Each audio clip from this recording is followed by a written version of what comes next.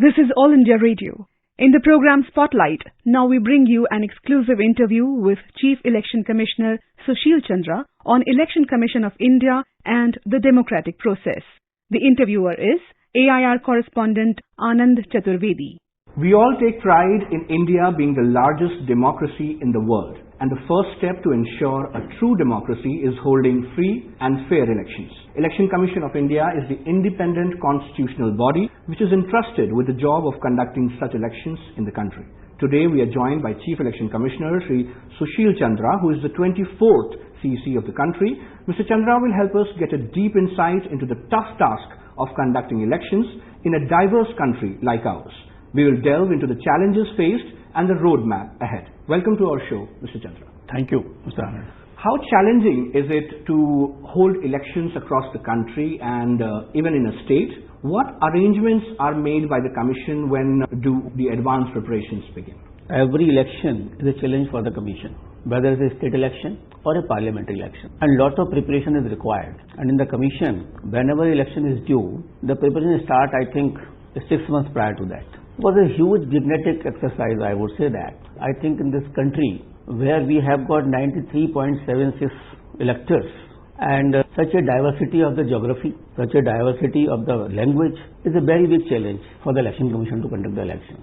As far as the preparations are concerned, wherever any election is conducted, first and foremost important is the voter. And the first thing is that how each and every person should be enrolled in the electoral rolls, because that is the most important thing, that our motto always is that no voter should be left behind. So first is the registration of voters. And whenever any election is due, we go for a special summary revisions also. And we want that each and every person who is of eligible age and eligible criteria should be enrolled in our voter list. And for that, special emphasis is given to the female voters also. The persons who have attained the 18 plus age, that should be taken. The persons with disabilities, this is a very challenging task as to how they should also be included in the electoral process. So from all fields, we want that the person should be included in the electoral rolls. For that, our officers who are in the field, they take a special drive to include all the persons in the electoral rolls. So that is the first and foremost important thing. After that, how the elections are to be conducted actually. That how many polling stations will have to be prepared. What are the facilities which we have to give on the polling stations. How the observers will have to be deployed there. How the CAPF, the Central Armed Police Forces, will have to be put to give a full confidence to the vulnerable areas also, and how to protect our polling stations, how the EVM will be transferred absolutely in a safe atmosphere to that particular constituency, and how the assured minimum facilities will have to be provided on the polling stations. Special arrangements are also made for the persons with disabilities, the senior citizens, the ladies. Commission has taken some new initiatives that in every constituency there should be some booths which are totally managed by the women. And that has given a confidence to women also, and participation of more women into the polling stations, so that women can come out to cast their vote. And besides that, how to do the postal ballot system. The Commission has started very recently that the postal ballot system should also be introduced to the very senior citizens like 80 plus COVID patients and PWDs, that is the person with disabilities. And you will be happy to note that during these elections of 5 states, we got something around 13.6 lakhs postal ballots, as against earlier times of 3 lakhs only. So it is almost 4.5 times more postal ballots. Though many persons want to come on the polling stations, but they are not in a position to that, the Election Commission goes to their doorstep. And I will say that the Election Commission at the doorstep of the voter. And in a very objective manner and in a very transparent manner, with a videography and with an independent person, the vote is cast by the senior citizens, COVID patients, person with disabilities. Their arrangements are also made as how can they come to the polling stations. For the PWDs, we provide even the wheelchairs. We make arrangements of calling them to the polling stations. So it's a huge exercise, and that is why it takes almost 5 to 6 months for the preparation at the Commission level. Because in the staff, if you see in the Commission, is 400 persons. But when the election comes, number of persons are there in the field, and it is multiplied. Because during these elections also, though there were only 822 seats, but our staff was 13 lakh which were deployed for these elections, and there were 2.7 lakh polling stations, 2.7 lakh EVM. So this whole arrangement will have to be done, and a very large exercise in this country, and on which the Election Commission feels really pride that such a gigantic exercise is done with the help of so many persons and is totally voter-centric. Sir, revision of electoral rolls is an enormous task, and Election Commission has stood up to its reputation in actually maintaining the sanctity of the electoral rolls. How are you able to manage this gigantic task, and how this process has evolved and made voter friendly over the years? In 1951, when the first election held in this country, there were something around 17 crore voters. And today, we have got 93.7 crore voters. So the continuous efforts of the Commission is that each and every person should be enrolled as a voter. And for that, we direct our officers that they will have to go intensively in enrolling the person as a voter, which is the foremost duty under the Constitution to the Election Commission. And we go to colleges, because if a person has attained the age of 18 years, then he should be immediately made a voter on 1st of January. And we find out the sex ratio of a particular district also, and how many ladies are there. So our officers go from door to door also. That is, the person has not become a voter, and in that cases, they should be made voter. Similarly, PWDs, we get a list from the Social Disability Department also, that how many PWDs are there, they should be made enrollment in the order. So it is a very inclusive exercise, and we also give lot of publicity, and that's summary revision also whenever elections are due, so that the persons can come, and we have used the technology also to that, the Voters Helpline app. You can go to that app, you can file your application for becoming a voter, and the persons come forward for this thing. And this year, we have given a new system from 25th of January, our National Voters Day, that the new voters can come on to the online and they will get a e-epic. So I'm happy to tell that something around 18 lakh new voters have downloaded their e-epic. So they got that e-epic card himself from the computer system and they downloaded that. So we want that technology should help them, to the youngsters who are there. They can go to the sites, get the registration done and get their e-epic. So it is a very elaborate exercise which is done every year, and during elections it definitely is done, because up to the date of nomination, if a person is filing the nomination, a candidate, the name can be enrolled in the voter. Sir, the electronic voting machines have ensured the sanctity of the poll process over the years. What is your take on the performance of the EVM's different elections? EVM is absolutely such a good machine that every Indian should feel pride on that. It is the Election Commission which has pioneered that particular machine, and over the years, this has started in 2004. And in 2017, we added VVPAT also with that, so that a person can see which vote has been casted by that particular voter.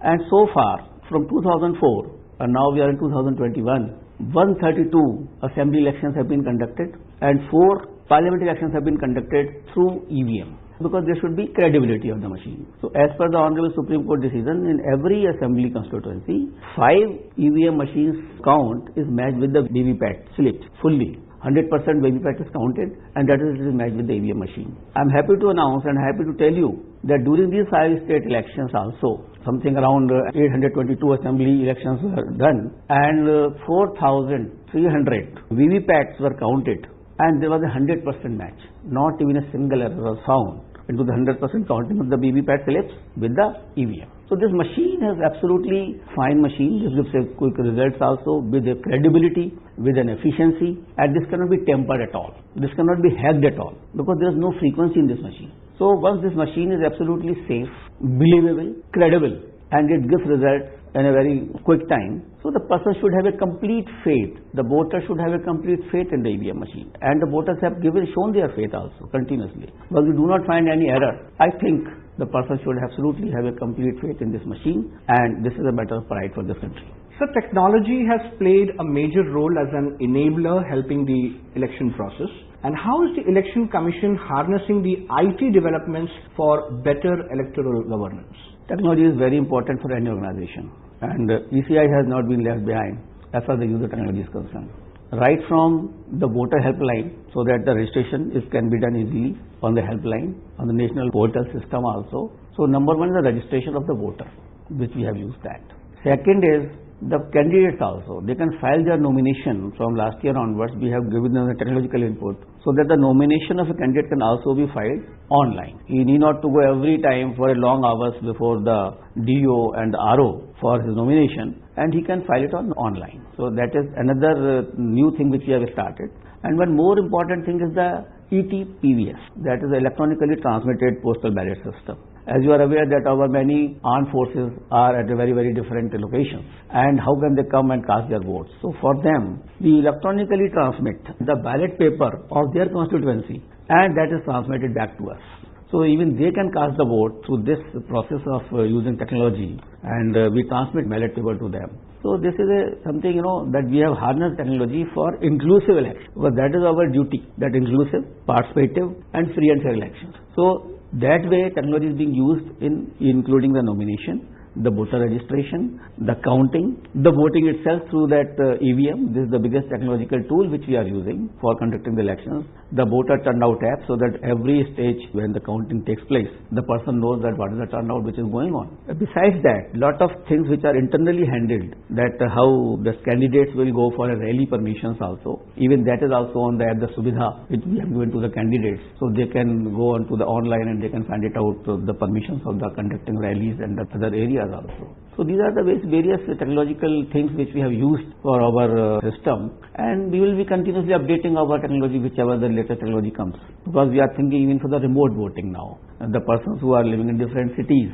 Exactly, so I was just thinking about that. Is the Election Commission also contemplating to extend it to the migrant people? Yes, so we are working on that also, and some prototypes, some models are being prepared by the persons, and we are working on that how that can be done. Even the NRI voters, how can they cast their votes? So we are working through technology as to how that can help us in making it more inclusive. So people's participation actually holds the key to success of any electoral process. How does the Election Commission engage with the citizens to ensure maximum participation in the exercise? Yes. Very rightly you have said, it is the voter who is the pivot of the total democracy of this country. So we will have to see that participation should be to the largest possible extent. When the first election started in 1951, it was 45.6% the participation, the voter turnout. And the elections which we have done very recently in these 5 states, in the 3 states the voter turnout was 82%, and in 2 states it was something around 74%. So we are increasing the participation of the persons. How we can do that? We have to make them very, very aware about their rights, about their duties, and how to facilitate them to come to the polling stations. One step is that we have registered them as a voter. Second is how to motivate them to come to the polling stations.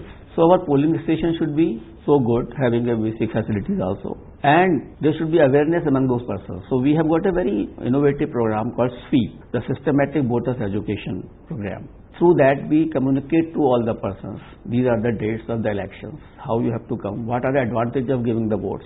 And our officers in the field up to the BLO levels are very, very enthusiastic in conducting certain skits also, certain Rangoli competitions also, to invite the persons from the villages that what is going to happen. We celebrate a festival of the democracy, and if you remember in 2019 we said it is a Desh Ka Maha Tyohar. So every time we feel it is a festival. If you go during the elections to any village or any area, you will find it a festival. So we attract the persons from all areas, all walks of life, be through the web radio, through SMS, through hoardings, through media. We communicate them that it is a right, you have to exercise that. And we will have to make that for ladies, suppose. Earlier the ladies' participation was very less. But we have put all ladies booths also, which are totally manned by the ladies, including the police officers, which are the ladies, and number of more ladies into the various booths, so that they should feel safe in coming to the booths. And in vulnerable areas, because there are certain vulnerable areas in all the assemblies, we put our CAF to develop a confidence building measures, that you should come out. Nobody can stop you in casting the vote. So these are the few measures actually which we take, and we inspire them to cast their vote, and the atmosphere will have to be created, such safe atmosphere will have to be created, so that each and every person can come. Like I told you that even the senior citizens will have to be called. We arrange even the pickup facilities, the dropping facilities. For the PWDs, the wheelchairs will have to be there. So you will have to develop an atmosphere where everybody should feel that is my duty to cast the vote. And I am very happy to say that in lot of village areas, lot of semi-urban areas, the percentage is very high, because they come out in bulk and cast their votes. Thank you so much, sir. Thank you. You were listening to an exclusive interview with Chief Election Commissioner Sushil Chandra on Election Commission of India and the democratic process. The interviewer was AIR correspondent Anand Chaturvedi. The second part of the interview with Chief Election Commissioner Sushil Chandra will be aired tomorrow in the program Spotlight at the same time. This program was produced and presented by the News Services Division of All India Radio. You can listen to it on our mobile app News on AIR. This program is also available on our website newsonair.com. You may email your opinion about this program at airnsdtalks@gmail.com.